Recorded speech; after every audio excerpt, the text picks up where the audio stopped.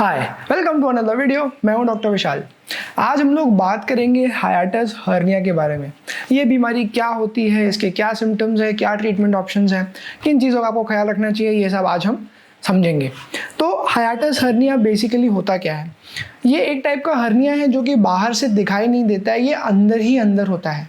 Exactly क्या होता है समझाने के लिए मुझे आपको थोड़ी एनाटॉमी पढ़ानी पड़ेगी। तो ऐसे समझ लीजिए कि ये हमारी ह्यूमन बॉडी है, उसके अंदर ये एक डायफ्राम नाम का स्ट्रक्चर है। ये डायफ्राम जो है ये एक तरीके की मसल होती है जो कि चेस्ट को एब्डोमेन से, यानी कि पेट जहाँ पे होता है, उसको सेपरेट करती है। अब ये डायफ्राम में कहीं कहीं कुछ छेद होते हैं। इन छेद के थ्रू हमारा फूड पाइप आता है, यानी कि हम जो खाना खाते हैं वो यहाँ इस फूड पाइप के थ्रू आता है और यहाँ पे हमारा स्टमक होता है और यहाँ से स्मॉल इंटेस्टाइन जैसे शुरू हो जाती है। तो जब किसी कारणवश ये होल बड़ा हो जाए और आपका स्टमक यहाँ से ऐसे बाहर आने लगे तो हम कहेंगे कि आपको हाइएटस हर्निया हो गया है। जनरली नॉर्मली लोगों में ये जो स्टमक का पार्ट है ये इस डायफ्राम के नीचे ही रहना चाहिए। अगर वो ऊपर आता है तो उनको अलग अलग सिम्टम्स आने लगते हैं। तो कौन कौन से सिम्टम्स आपको आ सकते हैं अगर आपको हाइएटस हर्निया की प्रॉब्लम है? अगर आपको हाइएटस हर्निया है तो आपको बार बार डकार आने के सिम्टम हो सकते हैं, आपके मुंह में खट्टी डकार आने के सिम्टम हो सकते हैं, आपको एसिडिटी की तकलीफ हो सकती है एंड आपको खाना खाने के बाद में बेचैनी सी भी महसूस हो सकती है। यहाँ पे छाती में जलन की भी प्रॉब्लम हो सकती है। ये सब इसलिए होता है क्योंकि जो स्टमक का एसिड है, खाना खाने के बाद उस एसिड का लेवल बढ़ जाता है और वो यहाँ पे आपके ईसोफेगस में आके टच होता है। यहाँ के जो साइड में जो लाइनिंग होती है, म्यूकोजा जिसको कहते हैं, वहाँ पे टच होने के कारण वो जलन पैदा करता है, वो आपको फील होती है। जैसा कि आप समझ सकते हैं, अगर आपको हाइएटस हर्निया हुआ है तो हाइएटस हर्निया में जो स्टमक का पार्ट है वो भी बाहर आ जाता है अपने डायफ्राम वाली जगह से। तो ये एसिड ऊपर तक पहुंचने लगता है और उसी के कारण आपको जलन होने लगती है। तो ये इन शॉर्ट एक्सप्लेनेशन हो गया कि हाइएटस हर्निया क्या होता है और उसके सिम्टम्स क्या होते हैं और क्यों आपको ये सिम्टम्स आते हैं। हाइएटस हर्निया होने के क्या क्या कारण हो सकते हैं? ऐसे कोई भी कारण जिसकी वजह से आपका एब्डोमिनल प्रेशर बढ़ जाता है वो हाइएटस हर्निया पैदा कर सकता है। जैसे ही अंदर का प्रेशर बढ़ता है तो जहाँ पर भी छेद होते हैं वहाँ से चीज़ें बाहर आने लगती हैं, जिसको हम मेडिकल लैंग्वेज में हर्निया कहते हैं। अगर आपको इंग्वाइनल हर्निया है, यानी कि नीचे की तरफ थाइज के पास अगर आपको हर्निया है तो उसका भी मैकेनिज्म सेम ही होता है। यहाँ पे कुछ नेचुरल होल्स होते हैं, तो जब प्रेशर बढ़ता है तो इंटेस्टाइन्स नीचे आने लगती है, जिसको हम इंग्वाइनल हर्निया के रूप में जानते हैं। उसी तरीके से जब हर्निया बाहर की तरफ नहीं अंदर की तरफ बढ़ने लगे तो उसको हम हाइएटस हर्निया कहते हैं, बट इनका मैकेनिज्म सेम ही होता है। तो कौन कौन से ऐसे कारण हैं जिनकी वजह से आपको हाइएटस हर्निया हो सकता है?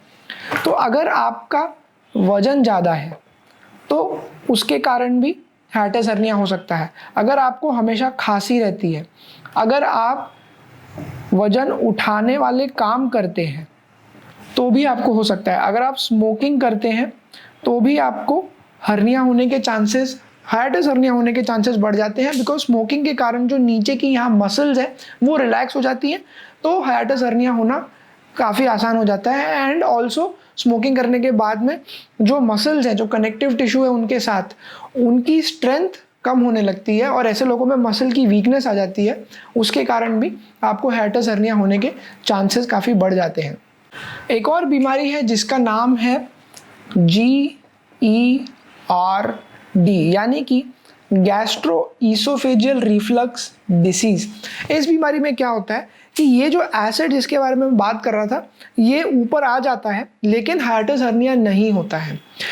ये मैं आपको इसलिए बता रहा हूँ क्योंकि दोनों के सिम्टम्स सेम होते हैं, बट नॉट नेसेसरली दोनों का ट्रीटमेंट सेम हो सकता है कि आपको मुंह में खट्टी डकार आ रही हो और आप सिर्फ GERD के मरीज हो, जिसमें कि एसिड जो है वो ऊपर ईसोफेगस की तरफ आने लगता है, लेकिन कोई हर्निया का फॉर्मेशन उसमें नहीं होता है।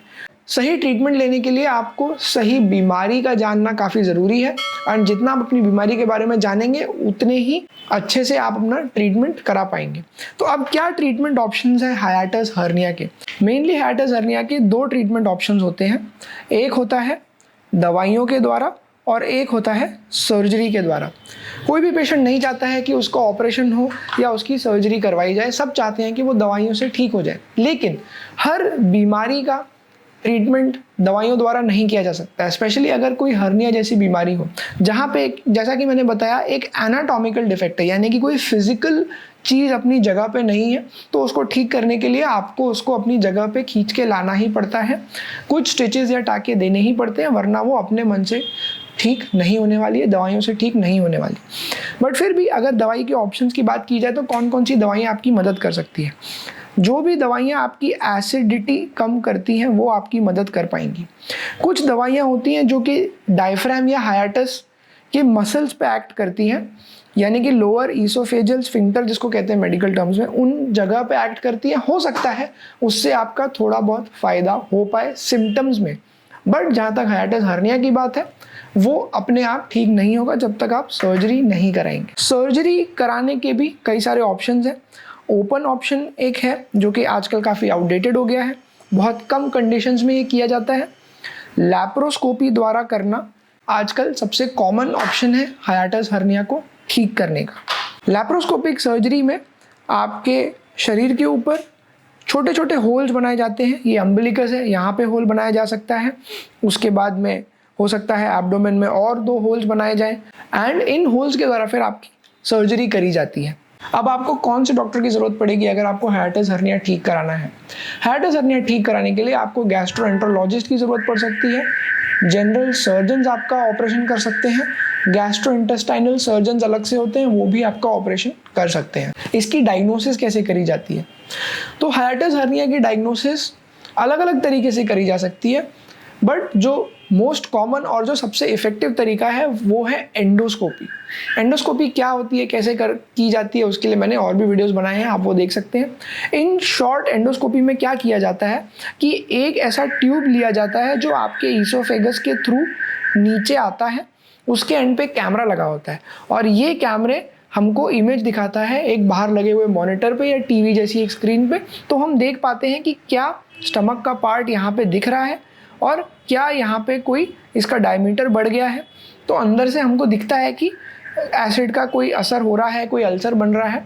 ये सारी चीज़ों को ध्यान में रख के हम ये डायग्नोस कर पाते हैं कि क्या आपको हाइएटस हर्निया हुआ है या नहीं हुआ है, और है तो कौन सी ग्रेड का है, कितना वो सीवियर है, क्या उसको दवाइयाँ दी जाए या क्या उसकी सर्जरी कराई जाए। तो आपको इन शॉर्ट एंडोस्कोपी कराना आपके लिए काफ़ी ज़रूरी है, आपको उससे घबराना नहीं चाहिए। अगर आप अपना हाइएटस हर्निया ठीक कराना चाहते हैं तो आपके लिए गैस्ट्रोस्कोपी कराना काफ़ी ज़रूरतमंद होगा। इसके बाद सोनोग्राफी की ज़रूरत पड़ सकती है। हो सकता है आपको अगर सर्जरी कराई जाए तो सर्जरी से रिलेटेड अलग अलग इन्वेस्टिगेशंस होते हैं, blood investigations, ECG, chest X ray वगैरह, जो कि आपको करवाने पड़ सकते हैं अपने ट्रीटमेंट पूरा करने के लिए। कौन कौन सी चीज़ों का आपको ध्यान रखना है अगर आप हाइएटस हर्निया से बचना चाहते हैं?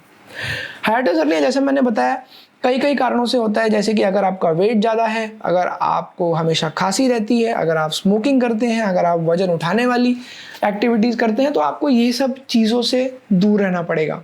ज़्यादा चाय, ज़्यादा कॉफ़ी पीने से यहाँ की जो मसल्स होती हैं, लोअर ईसोफेजियल स्फिंक्टर की मसल्स, वो रिलैक्स हो जाती हैं, उसके कारण आपको सिम्टम्स बढ़ सकते हैं। तो ये सारी चीज़ें आपको अवॉइड करनी पड़ेगी।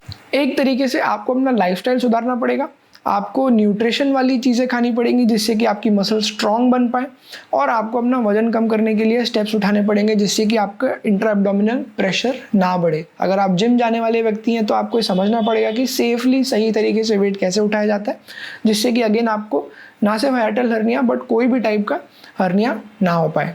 क्या हाइएटस हर्निया का ऑपरेशन करने के बाद रिकरेंस के chances? The answer is yes. आपने ऑपरेशन कराया है, लेकिन अगर आप अपनी पुरानी आदतों पे फिर से आ जाएंगे तो आपको हाइएटस हर्निया होने के चांसेस दोबारा भी हो सकते हैं। तो ऑपरेशन से हम जो हर्निया बना है उसको ठीक कर सकते हैं, बट फ्यूचर में होने वाले हर्निया को रोकना कोई भी ऑपरेशन या किसी भी डॉक्टर के बस की बात नहीं है। उसके लिए सबसे ज़्यादा इम्पॉर्टेंट यही है कि आप समझिए कि बीमारी कैसे होती है और वो किन कारणों से होती है, उन कारणों को अपनी लाइफ से दूर हटाने की कोशिश कीजिए। तो ये था एक शॉर्ट वीडियो आपको ओवरव्यू देने के लिए कि हाइएटस हर्निया क्या होता है। अगर आप इस चीज़ के मरीज़ हैं या आप इन कुछ सिम्टम्स से गुजर रहे हैं तो हो सकता है आपकी इससे मदद हो पाए।